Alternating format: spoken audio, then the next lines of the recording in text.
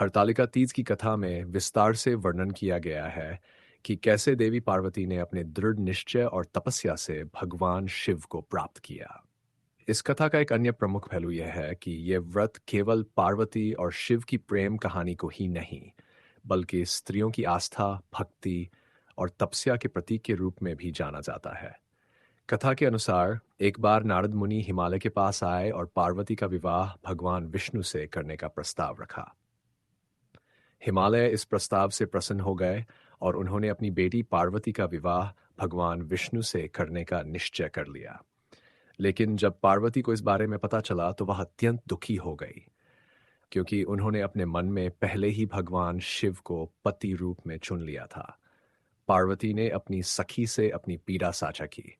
सखी ने पार्वती को सुझाव दिया कि वह भगवान शिव को प्राप्त करने के लिए गुप्त स्थान पर जाकर कठोर तपस्या करें।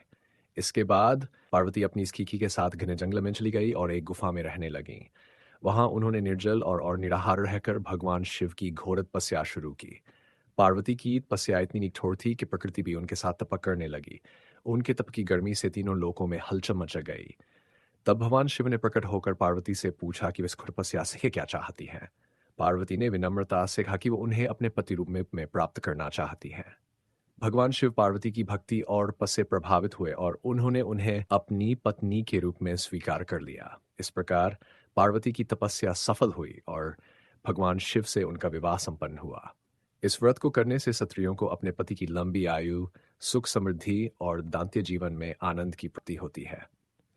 कहा जाता है कि इस व्रत को जो महिलाएं पूर्ण श्रद्धा और विश्वास के साथ करती हैं, उन्हें उन्हें वैवाहिक जीवन में सभी प्रकार के सुख प्राप्त होते हैं। अविवाहित कन्याओं के लिए ये व्रत उत्तम वर की प्राप्ति का भी माना जाता है।